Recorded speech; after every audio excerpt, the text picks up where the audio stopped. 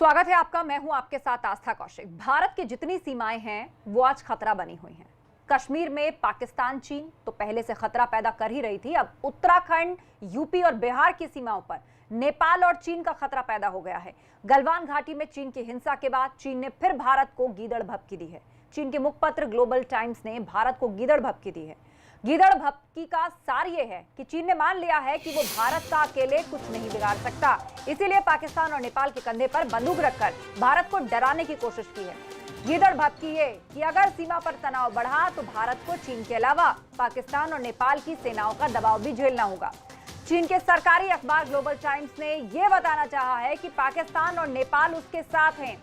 चीन को यह समझ नहीं आ रहा कि भारत अब कमजोर नहीं है। कल पीएम मोदी ने भी साफ साफ कह दिया है कि हर हाल में यथोचित जवाब दिया जाएगा। तो चीन का मुखपत्र है ग्लोबल टाइम्स। अब उसके हवाले से अपनी मंशा जाहिर की है चीन ने। गीदड़ भभकी दी है भारत को कि अगर भारत सीमा पर तनाव बढ़ाता है तो उसे 3 मोर्चों पर सैन्य दबाव का सामना करना पड़ेगा। अगर भारत सीमा पर तनाव बढ़ाता है तो उसे 3 मोर्चों पर सैन्य दबाव का सामना करना होगा। उसकी सेनाओं के पास इतनी ताकत नहीं कि वो उस दबाव को झेल पाए। भारत की करारी शिकस्त हो सकती है। भारत को यह तय करना चाहिए कि भविष्य में गलवान घाटी जैसी घटनाएं फिर ना हो। चीन को कमजोर समझना भारत के लिए भारी पड़ सकता है। भारत सरकार को गलवान वैली मामले की जांच कराना चाहिए। जिम्मेदार लोगों को सख्त सजा देनी चाहिए। ये सब लिखा गया है ग्लोबल टाइम्स में, जो कि चीन का मुखपत्र है। सुन लीजिए चीन की गीदड़ भभकी। पाकिस्तान, नेपाल और चीन, मतलब 3 मोर्चे पर भारत को दबाव झेलना पड़ सकता है। ये अब धमकी दे रहा है चीन भारत को। देखिए क्या कुछ लिखा गया है। ये जो चीन का सरकारी अखबार है ग्लोबल टाइम्स, उसमें ये सब कहा गया कि चीन को कमजोर ना समझे भारत, कमजोर ना आके। उसकी सेनाओं के पास इतनी ताकत नहीं है कि वो दबाव को झेल पाए। भारत की करारी शिकस्त हो सकती है।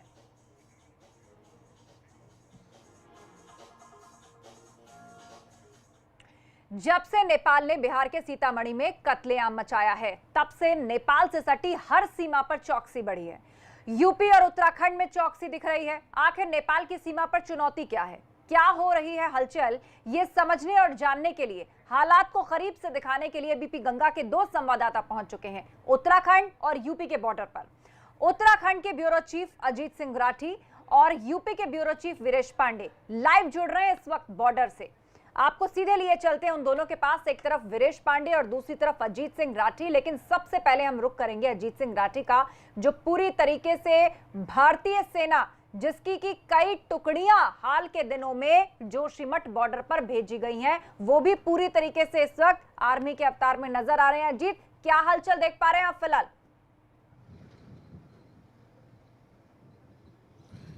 आस्था, देखिए यहाँ बहुत ही संवेदनशील परिस्थितियाँ पैदा हो गई हैं। और जहाँ मैं इस समय उत्तरकाशी जिले के हरसिल से कुछ पहले हूँ, और जहाँ आप देख सकते हैं कि ये एकदम पूरी एक वैली है और यहाँ से मिलिट्री का मूवमेंट पिछले 2 दिन से लगातार हो रहा है। और जो जोशीमठ की जो ब्रिगेड है, वहाँ से तमाम तरह के जो कंपनीज हैं मिलिट्री की, वो डिप्लॉय की जा रही हैं और आर्मी के ट्रक जा रहे हैं। और आईटीबीपी की जो कंपनियां हैं, जो अतिरिक्त फोर्सेज है, वो 2 दिन पहले ही वहाँ पर तैनात कर दिया गया है। जहाँ मैं खड़ा हूँ वहाँ से कुछ आगे जो चेक पोस्ट पड़ती हैं पैरामिलिट्री फोर्सेज की, उस आगे के सभी तरह के मूवमेंट पर पूरी तरह से प्रतिबंध लगा दिया गया है। और मैं अपने पीछे आपको दिखाऊंगा, ये जो एक वैली आपको नजर आ रही होगी, ये इस वैली के पीछे आईटीबीपी और आर्मी का मूवमेंट शुरू होता है। और वो जो चेक पोस्ट है वो इस वैली के पीछे है। चूंकि हमने जाने की कोशिश की, तो चूंकि इस समय बॉर्डर पर जो हालात बने हुए हैं, तो वो पैरामिलिट्री फोर्सेज और आर्मी ने हमको अलाउ नहीं किया। लेकिन यहाँ आकर हम देख रहे हैं कि लगातार किस तरह की एक जो क्रिटिकल सिचुएशन पैदा हो गई है। जो बॉर्डर पर जो गांव हैं, उनको किस तरह से एक सूचना दे करके, मुनादी करके सबको कहा गया कि वो आप एहतियात बरतें। और आर्मी को आईटीबीपी के बिल्कुल बैक टू बैक तैनात कर दिया गया है। अगर सिचुएशन और ख़राब होती है तो आईटीबीपी को पीछे करके आर्मी फ्रंट पर अपना मोर्चा ले सकती है। तो ये सारी गतिविधियां पिछले 3 दिन से, जब से गलवान वैली में जो घटना हुई है, जो एक बड़ा लाइफ लॉस हुआ है, उसके बाद जो है ये सिचुएशन जो बहुत ही टिपिकल हो गई है। और चूंकि ये जो टोपोग्राफी है, यहाँ पर लड़ाई लड़ना और ट्रैवल करना ये बहुत मुश्किल होता है। ये हिमालय है, पूरा ये हिमालय की श्रृंखला है। आप मेरे पीछे देख सकते हैं कि किस तरह से ऊंचे पहाड़, बिल्कुल गगनचुंबी पहाड़ियाँ खड़ी हैं। इनको पार करके जाना और टेढ़े मेढ़े रास्तों से जाना, ये बहुत ही एक मुश्किल भरा और एक चुनौतीपूर्ण काम होता है।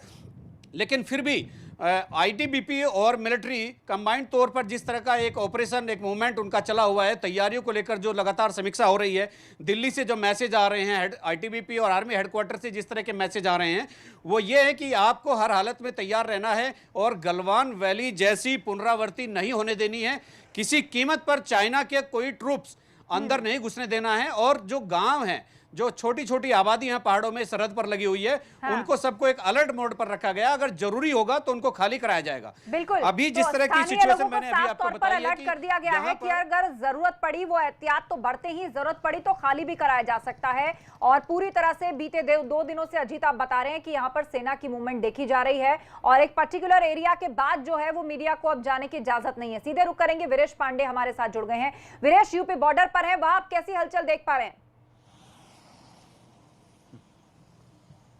देखिए, मैं इस वक्त बढ़नी और कृष्णानगर के बॉर्डर पर खड़ा हूं, जो नेपाल का बॉर्डर है, और खड़ा हूं, ये नगर जिला है, बढ़नी है, और हमारे बगल में कृष्णानगर यानी कपिलवस्तु जिला है नेपाल का, वो है। ये बॉर्डर इलाका आपको देखकर ऐसा लगेगा कि ये कोई भारत पाकिस्तान या चाइना का बॉर्डर नहीं है। ये वो बॉर्डर है जिससे सनातन हमारा संबंध रहा है, हजारों साल पुराना जो राजनीतिक, आर्थिक और आध्यात्मिक, धार्मिक संबंध रहा है। इसलिए हमें ये नहीं लगता कि हम एक दूसरे बॉर्डर पर खड़े हैं, क्योंकि हमारे संबंध बहुत ही मधुर रहे हैं। एक सहोदर भाई की तरीके से भारत और नेपाल के संबंध रहे हैं, रोटी और बेटी के संबंध रहे हैं। यहाँ जिस तरह मैं खड़ा हूँ, ये एसएसबी कैंप है त्रिलोकपुरी का, और आप देख सकते हैं कि बड़ी संख्या में यहाँ एसएसबी के जवान हैं। लेकिन अगर हम बात करें चाइना की और हम बात करें ड्रैगन की, किस तरीके से भारत और नेपाल के संबंधों को खराब करने की वो लगातार कोशिश कर रहा है। वो बहुत पहले से भारत के खिलाफ एक फिल्म बनाता रहा है, और वो ये फिल्म बनाता रहा है, उसमें मुख्य जो किरदार निभाता रहा है वो पाकिस्तान निभाता रहा है। लेकिन वो एक नई फिल्म बनाना शुरू कर दिया है, और उस नई फिल्म में जो मुख्य किरदार निभाने जा रहा है वो है नेपाल, और उसे उकसाकर कोशिश कर रहा है कि वो भारत के खिलाफ जो सदियों से पुरानी उसकी जो भाईचारा है, जो प्रेम है, उसको वो तोड़ सके। क्योंकि नेपाल को भड़काकर ही और पाकिस्तान को भड़काकर, बांग्लादेश को भड़काकर चाइना चारों तरफ से भारत को घेरना चाहता है, और हम उसके नापाक मंसूबों को कभी भी सफल नहीं होने देंगे। हिंदी चीनी भाई भाई का नारा लगाकर जो ग्लोबल टाइम्स है, चीन का जो मुखपत्र है, या कह लीजिए कि वहां का जो अहम सरकारी अखबार है, वो कह रहा है कि 3 मोर्चों पर जो है वो भारत की मुश्किलें बढ़ जाएंगी। पाकिस्तान अलग, नेपाल का नाम लिया जा रहा है, नेपाल के कंधे पर रखकर बंदूक चलाएगा और साथ ही खुद भी घेरेगा। सीधे रुख करते हैं अजीत सिंह राठी का। अजीत, जिस तरह से आपने बताया कि अगर जरूरत पड़ेगी तो आईटीबीपी को पीछे करके सेना टेक ओवर कर लेगी, अगर स्थिति वहां तक खराब होती है, तो ये 3 तरफा दबाव अब हिंदुस्तान पर डालने की बात कही जा रही है। और ग्लोबल टाइम्स ये लिख रहा है कि भारत के पास इतनी सैन्य शक्ति नहीं है, भारत हार जाएगा यदि इस तरह की कोई परिस्थिति पैदा होती है। 3 तरफा दबाव को झेल नहीं पाएगा भारत। देखिए, आज तक ग्लोबल टाइम्स में क्या लिखा है वो उसके फ्रस्ट्रेशन का एक नतीजा भी हो सकता है कि वो बहुत फ्रस्ट्रेशन में आ गया हो। और वो चूंकि उनका मुखपत्र जैसा है, वहाँ बहुत इंडिपेंडेंसी किसी चीज़ की नहीं है, वहाँ बाहर की न्यूज़ एजेंसियाँ भी एंटर नहीं करती हैं, वहाँ बहुत सारी ऐसी चीज़ें हैं जो चाइना की अपनी हैं, ना वो चाइना के बाहर है ना बाहर की चीज़ें भीतर हैं। तो चाहे वो सोशल साइट्स हों, चाहे वेबसाइट्स हों, तो जो चाइना में प्रतिबंधित हैं। अब वो अपने यहाँ ग्लोबल टाइम्स में जो भी लिख रहा है, तो वो उससे क्या मैसेज देना चाहता होगा। लेकिन मैं आपको एक बात यहाँ बता देना चाहता हूँ अपने जो दर्शक हैं एबीपी गंगा के, उनको भी, कि जैसे लद्दाख से नीचे आते हैं तो हिमाचल प्रदेश शुरू हो जाता है, और जैसे उत्तराखंड का उत्तरकाशी शुरू होता है, उत्तरकाशी से लेकर पिथौरागढ़ तक 300 किलोमीटर से ज़्यादा की सीमा चाइना से लगती है। सीधे सीधे एकदम चाइना बॉर्डर और उत्तराखंड का बॉर्डर लगता है, यानी भारत की सीमा लगती है 300 किलोमीटर की। और ये हिमालय है। और रास्ता आपने जब बहुत ही शुरुआती दौर में हमने सबने पढ़ा भी था कि हिमालय का महत्व, हमें स्कूलों में पढ़ाया जाता था हिमालय का क्या महत्व है, तो ये भी बताया जाता था कि हिमालय चीन से हमारी रक्षा करता है। तो वाकई वो चीज़ आज देखने को मिल रही है, और जो हिमालय है वाकई हमारा सुरक्षा कवच है। लेकिन जो हमारी आर्मी है उसके इरादे इतने मजबूत हैं, उसके उसके हौसले हिमालय की तरह ही ऊंचे हैं। और वो यहाँ पूरे 300 किलोमीटर के बीच में जहाँ जहाँ नीलोंग घाटी हो, भैरव घाटी हो, या चमोली में बाराहोती, रिमखिम, नीति, पास, माना, या पिथौरागढ़ में लिम्पियाधुरा, काला पानी, लिपुलेख, जितने भी पोस्ट हैं जहाँ आमने सामने आर्मी रहती है चाइना की और इंडिया की, तो वो सब चीज़ों पर वहाँ इतनी मजबूती, इतनी चौकसी कर दी गई है कि अब शायद मुझे नहीं लगता कि चाइना यहाँ पर कोई किसी तरह की हिमाकत करने जा रहा है। और लद्दाख जैसी तो बिल्कुल नहीं, क्योंकि यहाँ पूरे पुख्ता इंतजाम कर लिए भारतीय सेना ने। और जैसा मूवमेंट छावनियों से हो रहा है, जितने अलर्ट पर यहाँ तमाम छावनियों को रखा गया है, और अंबाला में जो स्ट्राइक कोर है उसको अलर्ट पर रखा गया है। यहाँ चूंकि उत्तराखंड में 9 छावनी पहले से ही है, सबकी सब अलर्ट पर हैं। और जोशीमठ ब्रिगेड है, यहाँ से सारी चीज़ें, सारी टीम डिप्लॉय कर दी गई है। आईटीबीपी के पीछे आर्मी खड़ी है, जरा सा भी कुछ होगा तो आर्मी फ्रंट संभालेगी। जी बिल्कुल। तो उत्तराखंड की जो सीमाएं लगती हैं सीधे तौर पर चीन से, वहां पर जबरदस्त तैयारी भारत की तरफ से की गई है और पूरा यकीन इस वक्त पूरे देश को अपनी सेना पर है कि बाल भी बांका कोई हिंदुस्तान का नहीं कर सकता। इतनी जबरदस्त तैयारी इस वक्त भारत की नजर आ रही है। सीधे आपको लिए चलते हैं वीरेश के पास, जो इस वक्त यूपी बॉर्डर पर है। नेपाल का नाम लिया है चीन ने, नेपाल के नाम की भी गीदड़ भभकी दी है कि वहां से भी दबाव झेलेगा। नेपाल तो ऐसी जगह है कि उत्तर प्रदेश का, मान लीजिए गोरखपुर का ही अगर मैं नाम लूं, लोग तो पैदल चले जाते हैं। तो हाल ही में जो तनातनी हुई है उसके बाद से कुछ असर देखा जा रहा है, इसका असर लोगों पर या जो बॉर्डर एरियाज हैं वहां की आवाजाही पर कोई फर्क पड़ता दिखाई दिया अभी वीरेश? देखिए, जहां से मैं खड़ा हूं वहां से आपको दिखाना चाहूंगा कि नेपाल का जो बॉर्डर है वो बहुत नजदीक है। और यूं ही नेपाल में, जैसा कि आपने कहा कि एक गांव में एक घर जो है वो नेपाल में है, एक घर हिंदुस्तान में है। रोटी बेटी का संबंध है, हजारों साल पुराना हमारा आध्यात्मिक, धार्मिक और सांस्कृतिक संबंध है। और इस सहोदर भाई के रिश्तों में खटास डालने का काम चाइना कर रहा है। उसकी एक मंशा है कि हमने पाकिस्तान को बरगलाया, हमने बांग्लादेश को बरगलाया, हिंदुस्तान के खिलाफ बरगलाया। और अब नेपाल, जो हमेशा से भारत का एक भाई रहा है, मैं ये कहने को है कि हमारी जो ये सीमाएं हैं वो बांटती हैं और कहती हैं कि अंतर्राष्ट्रीय नक्शे में कि ये नेपाल है और ये भारत है, लेकिन इस सरजमी से आप अंदाजा नहीं लगा सकते कि कौन नेपाल है और कौन भारत है। और जिस तरीके से इस मिट्टी से आप अंदाजा नहीं लगा सकते कि ये हिंदुस्तान की मिट्टी है या नेपाल की मिट्टी है, उसी तरीके से जो दिलों का लगाव है उससे भी अंदाजा नहीं लगाया जा सकता कि ये नेपाली दिल है या हिंदुस्तानी दिल है। दोनों दिल मिले हुए हैं, आध्यात्मिक रिश्ते मिले हुए हैं, धार्मिक रिश्ते मिले हुए हैं, लेकिन ड्रैगन की नजर इसी रिश्तों पर है। और वो बरगला कर, क्योंकि जो नेपाल के प्रधानमंत्री हैं उनकी अपनी राजनीतिक मजबूरियां हैं, वो नेपाल की जनता की भावनाओं से खिलवाड़ कर रहे हैं, उनकी अंतरात्मा से खिलवाड़ कर रहे हैं, अपनी राजनीतिक रोटी सेक रहे हैं, अपनी कुर्सी बचाना चाहते हैं केपी शर्मा ओली। और जो राजनीतिक मजबूरियां हैं और जो भी तरीके हैं उससे निपटने के लिए वो भारत और नेपाल के बीच में दुश्मनी पैदा कर रहे हैं। लेकिन जो यहाँ की जनता है उनके दिल जुड़े हुए तो हैं। नेपाल का इस्तेमाल जो है, नेपाल का इस्तेमाल जो है अब वो चीन भारत के खिलाफ करना चाहता है। और फिलहाल जो नेपाल में सरकार काम कर रही है वामपंथी विचारधारा वाली सरकार है, और कहीं ना कहीं चीन जो है उससे अपनी निकट संबंध बनाकर या बढ़ाकर उसे हिंदुस्तान के सामने उसके अगेंस्ट खड़ा करना चाह रहा है। यानी कि कंधा नेपाल का, लेकिन निशाना साधना चाह रहा है चीन। रुक करते हैं अजीत सिंह राठिया। अजीत, उत्तराखंड की हम बात करें तो नेपाल ने जो पहला झटका दिया था, या ये कह लीजिए कि नेपाल ने भारत के खिलाफ सीधे तौर पर सामने आके जो कॉन्फ्रंटेशन हाल ही में किया, वो था लिम्पियाधुरा को लेकर, वो था काला पानी को लेकर। हाल ही में नक्शा तक उसने पास करा लिया। तो आखिर डिटेल में अगर समझना चाहें तो जिन मामलों को लेकर नेपाल कह रहा है कि ये हमारे हैं या ये इलाके हमारे हैं, सीधे सीधे तौर पर चीन की शय या चीन की बैकिंग उसके पीछे नजर आती है। इतने साल से ये मामला चल रहा था अंडरस्टैंडिंग से, लेकिन अब अचानक उसको ऐतराज होने लगा। आस्था, देखिए, ये नेपाल की सीमा पिथौरागढ़ में लगती है और पिथौरागढ़ में ही नहीं, पूरे उत्तराखंड में हजारों और लाखों की संख्या में नेपाली रहते हैं। और जब उनसे हमारी बात होती है तो वो भारत के साथ होते हैं, यानी वहाँ का आवाम पूरी तरह से भारत के साथ है। वहाँ की सरकार, जैसा मेरे अभी सहयोगी वीरेश पांडे ने कहा कि वहाँ की राजनीतिक मजबूरियाँ हो सकती हैं केपी सिंह ओली की, लेकिन वहां की आवाम पूरी तरह से उत्तराखंड के साथ रहती है। यहाँ के पॉलिटिशियन भी, मुख्यमंत्री, तमाम लोग कहते हैं कि हमारा उनके साथ रोटी बेटी का रिश्ता है।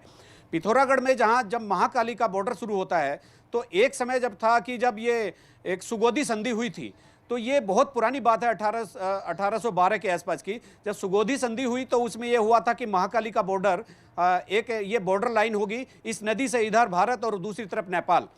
तो उस समय नेपाल के राजा जो हैं अपने विस्तारवादी अभियान पर थे, वो विस्तार करना चाहते थे। उन्होंने उत्तराखंड को अपने कब्जे में भी ले लिया था, लेकिन जब फिर यहाँ से जो अंग्रेज थे उन्होंने कुमाऊं की रियासत के साथ और छोटे छोटे रियासतदारों के साथ मिलकर के उत्तराखंड को मुक्त कराया, जिसमें टिहरी रियासत, कुमाऊं रियासत और कुछ छोटे छोटी सूबेदारी थी। उसके बाद वो संधि हुई कि महाकाली से उधर नेपाल और इधर इंडिया होगा।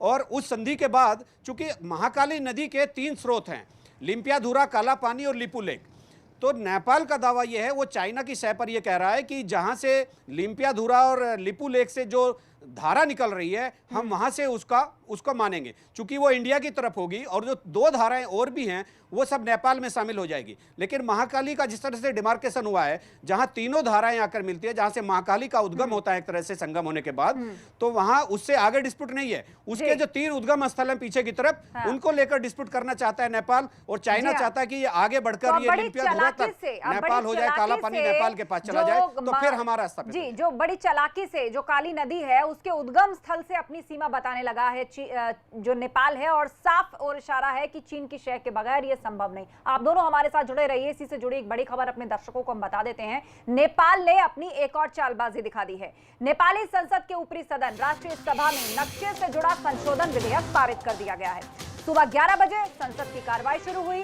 और फिर विधेयक पारित होने से पहले उस पर चर्चा की गई और इसे पूर्ण बहुमत से पहले प्रतिनिधि सभा में पारित किया गया और उसके बाद राष्ट्रीय सभा से इस विधेयक को पारित करा लिया गया।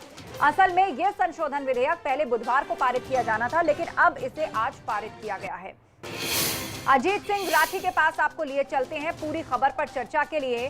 तो अब औपचारिक या कह लीजिए कि संवैधानिक अमली जामा इस नक्शे को पहना दिया है नेपाल ने। अजीत,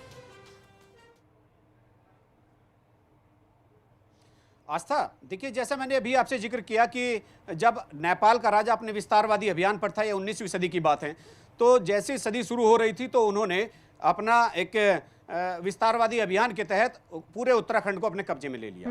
उस समय यहाँ पर ब्रिटानिया हुकूमत आ गई थी, तो यहाँ के सूबेदारों से मिलकर एक आर्मी खड़ी की गई और गोरखा सेना को हराया गया।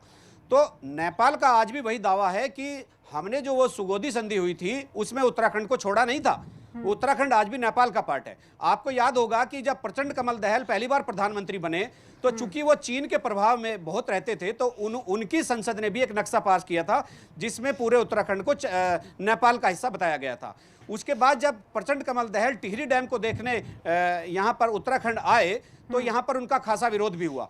तो ये नक्शे की जो घटना है यह दूसरी बार हो रही है। ये पहले प्रचंड कमल दहल के प्रधानमंत्री के कार्यकाल में हो चुकी है। तो नेपाल का कहना है कि जब हमने कब्जा किया था उत्तराखंड पर, तो वो पूरा उत्तराखंड हमारा है और इसीलिए हम अपने मानचित्र में, अपने राजनीतिक मानचित्र में उत्तराखंड को अपना दिखाएंगे। वही दावा वो आज भी कर रहा है। हालांकि उस दावे की यहाँ हकीकत बिल्कुल उस हकीकत से बेपरवाह हैं लोग, क्योंकि उसमें कोई दम नहीं है, वो बिल्कुल झूठ है और झूठ की बुनियाद पर खड़ा है। और आज उस नक्शे को पास करना चीन को मदद देने का जैसा है। और यहाँ के आवाम में नेपाल के प्रति भी अब नाराजगी बढ़ने लगी है। जो रोटी बेटी का रिश्ता यहाँ के लोग कहते थे, नेपाल अब उसकी नेपाल की सत्तानिष्ठा भी अब संदिग्ध होने लगी है। जी हाँ, बिल्कुल। और इस सब के पीछे एक ही मुल्क है, एक ही देश है, और वो है चीन। जब जब नेपाल में चीन के निकटवर्ती विचारधारा वाली सरकारें बनी या बदली, तब तब इस तरह का जो प्रदर्शन है वो नेपाल की तरफ से किया गया, कभी नक्शे को लेकर तो कभी भारत के कुछ हिस्सों को खुद का बताकर।